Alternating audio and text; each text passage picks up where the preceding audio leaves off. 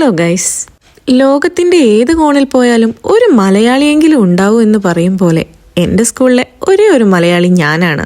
ഇന്ന് ഞാനും എൻ്റെ കൊളീഗ്സും കൂടെ സ്കൂളിന്റെ തൊട്ടടുത്തുള്ള മലയാളി റെസ്റ്റോറൻറ്റിൽ ഒരു ലഞ്ചിന് പോയി. And I was very curious because ഒരു തരത്തിലും സ്പൈസി അഡ്ജസ്റ്റ് ചെയ്യാൻ പറ്റാത്തവരാണ് കൂട്ടത്തിലുള്ള മിക്കവരും.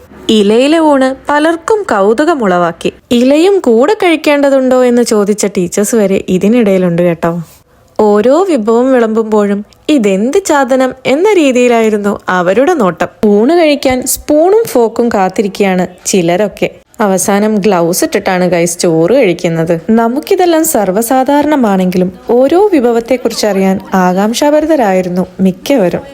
എല്ലാ രാജ്യത്തിന്റെ സംസ്കാരത്തെയും ഭക്ഷണ രീതിയെയും നമ്മൾ ബഹുമാനിക്കുന്നുണ്ട്.